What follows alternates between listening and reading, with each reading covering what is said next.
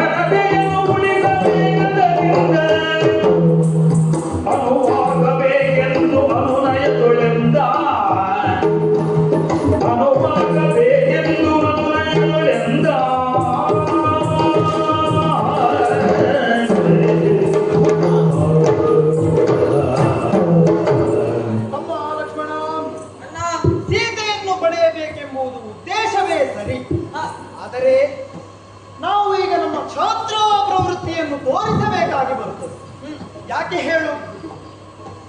ಸೀತೆ ರಾವಣನ ಮರೆಯಲ್ಲಿದ್ದಾಳೆ. ಹೌದು, ರಾವಣನಾದರೂ ದುಷ್ಟ, ಆತನ ಸಂಗಡಿಗರು ಬಲಾಢ್ಯರಿದ್ದಾರೆ. ಹಾಗಾಗಿ ನಮ್ಮ ಛಾತ್ರ ಪ್ರವೃತ್ತಿಯನ್ನು ತೋರಿಸಿ ಅವರನ್ನು ದುರಮುಖೇನ ಎಸಗಿ ಅವರನ್ನು ಯಮನಾಲಯಕ್ಕೆ ಅಡ್ಡುವುದೋ ಅಥವಾ ಸಂಧಾನದಿಂದ ಸೀತೆಯನ್ನು ಮರಳಿ ತರುವುದು, ಏನು ನಿನ್ನ ಅಭಿಪ್ರಾಯ? ಪುಣ್ಯ ಪುರುಷನೇ ಚರಣಗಿರಬಹುವೆ.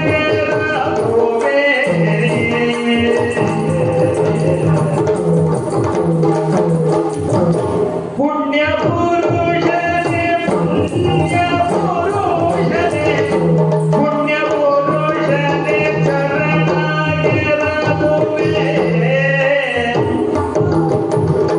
ಪುಣ್ಯ ಪುರುಷನೇ ಪುಣ್ಯ ಪುರುಷನೇ ಚರಣಗಿರಬಹುವೆ. ಗಣ್ಯವಲ್ಲಿದು ದುರುಳರಾಮನಿಗೆ. ಗಣ್ಯವಲ್ಲಿದು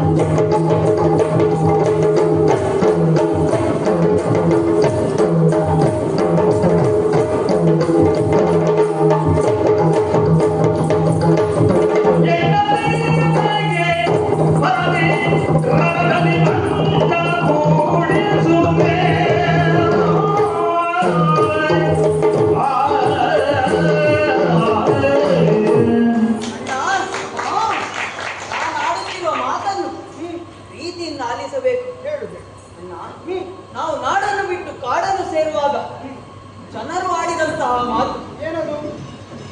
ಪುರದ ಪುಣ್ಯವು ಪುರುಷನ ರೂಪದಿ ಹೋಗುತ್ತಿದೆ ಅನ್ನುವಂಥದ್ದು. ಇಂತಹ ಮಾತನ್ನು ಪುಣ್ಯ ಪುರುಷನಾದ ನಿನಗೆ ಹೇಳುವುದನ್ನು ಬಿಟ್ಟು ಬೇರೆ ಯಾರಿಗೂ ಹೇಳುವುದಕ್ಕೆ ಸಾಧ್ಯವಿಲ್ಲ. ಅಣ್ಣ, ನಿನ್ನ ಬಗ್ಗೆ ಹೇಳಲಿಕ್ಕೆ ಹೋದರೆ ಯುಗಗಳೇ ಸಾಕಾಗದು. 1000 ಆನೆ ಬಲವುಳ್ಳಂತಹ ತಾಟಕಿಯನ್ನು ಒಂದೇ ಶರದಿ ಕೊಂದವನು ನೀನು. ಮಾತ್ರವಲ್ಲ, ಅವಳ ಮಗನಾದ ಮಾರೀಚನನ್ನು ಕೂಡ ಒಂದೇ ಶರದಲ್ಲಿ ಶತಯೋಜನ ದೂರ ಹಾರಿಸಿ ಶರದಿಯ ತಡದಲ್ಲಿ ಕೊಂದವರು ನೀನು. ಮಾತ್ರವಲ್ಲ, ಕಾಡನ್ನು ಸೇರುವಾಗ ಆದ ಘಟನೆಗಳು ಒಂದೋ ಎರಡೋ. ಕಬಂಧನಿಗೆ ಮೋಕ್ಷ, ಶಬರಿಗೆ ಮೋಕ್ಷ, ವಾಲಿಗೆ ಮೋಕ್ಷ. ಮಾತ್ರವಲ್ಲ, ಕಾಡಿನಲ್ಲಿ ವೀರರನ್ನು ಮೆರೆಯುತ್ತಿರುವ ಕರ ದೂಷಣ ತ್ರಿಶರಾದಿಗಳನ್ನು ಕೊಂದು ಮನೆಯ ಬೆವರನ್ನು ಒರೆಸಿಕೊಂಡವರು ನೀನು. ಅಣ್ಣ, ನೀನೀ ತರ ಮಾತಾಡುವುದು ಅಥವಾ ಯೋಚಿಸುವುದು ಇದಲ್ಲ ಅಣ್ಣ. ಯಾಕೆ ಬಂದೆಯಾ?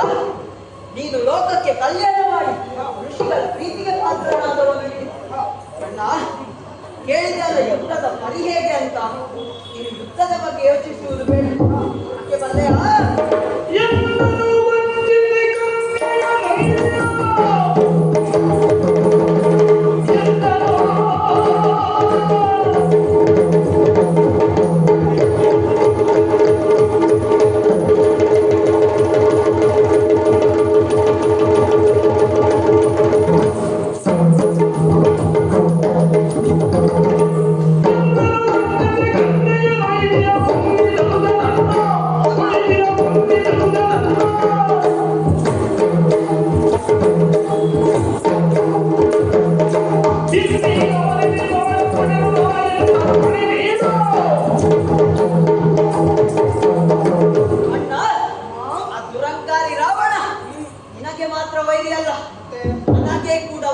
ಯಾಕೆ ಯಾಕೆ ಬಲ್ಲೆಯಾ?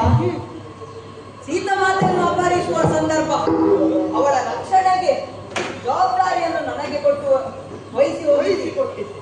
ಹೌದು. ಇಂತಹ ಕ್ಷಣದಲ್ಲಿ ಆ ರಾವಣ ನನ್ನನ್ನು ವಂಚಿಸಿ ಸೀತಾ ಮಾತೆಯನ್ನು ಅಪಹರಿಸಿದ. ಮಾತ್ರವಲ್ಲ, ಅಪಹರಿಸುವ ಕ್ಷಣದಲ್ಲಿ ಅವರು ಋಷಿ ಮುನಿಗಳ ವೇಷವನ್ನು ಧರಿಸಿ ಬಂದಿದ್ದಾರೆ. ಇದು ಅವರಿಗೆ ಕೂಡ ಅವಮಾನ ತಕ್ಕದ ಹಾಗೆ. ಅಣ್ಣ, ಆ ರಾವಣ ಈ ದರಿದ್ರಲ್ಲಿ ಇರುವುದಕ್ಕೆ ಯೋಗ್ಯತೆ ಇಲ್ಲ. ನನಗೆ ಈಗ ಅನುಮತಿಯನ್ನು ಇಟ್ಟರೆ ನಾನು ಹೀಗೆ ಕೊಳ್ಳುತ್ತೇನೆ. ತಾಳು ಹುಡುಕಲು ಬೇಡವಿಂದಿದೆ.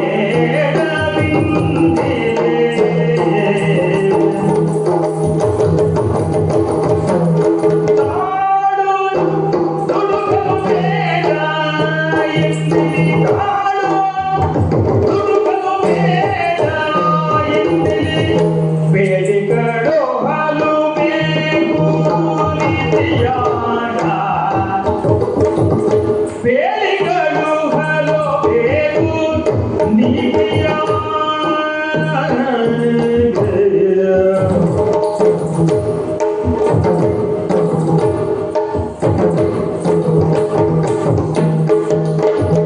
ವೇಳೆಯೋಳು ಸುಗ್ರೀವನಿಹನೋ.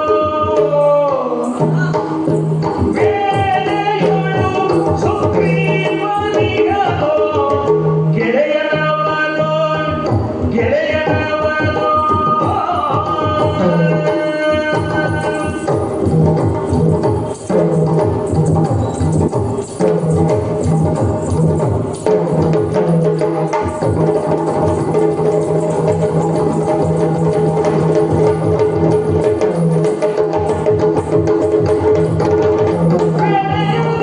ಸುಗ್ರೀವನಿಹನೋ. ಗೆಳೆಯನವನೋ.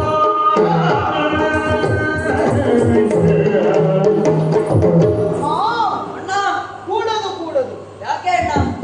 ಎಂದಿಗೂ ಹ, ನೀನು ಶೀಘ್ರ ಕೊಡಬೇಕು. ಆದರೆ ತಾಳ್ಮೆಯನ್ನು ಎಂದಿಗೂ ಕಳೆದುಕೊಳ್ಳಬಾರದು. ಹ, ಹಿರಿಯರು ತಾಳ್ಮೆಗಿಂತ ತಪವೂ ಬೇರಿಲ್ಲ ಎನ್ನುವ ಮಾತನ್ನು ಹೇಳಿದ್ದಾರೆ. ಹೌದು. ಹೇಗೆ ಅವರ ಲೋಕಾನುಭವದ ಶಕ್ತಿಯನ್ನು ಈ ಸಾಲುಗಳ ಮೂಲಕ ಪ್ರಕಟಿಸಿದ್ದಾರಷ್ಟೇ. ಅವರೇನು ಹೆಡ್ಡರಲ್ಲ, ಹುಂಬರಲ್ಲ.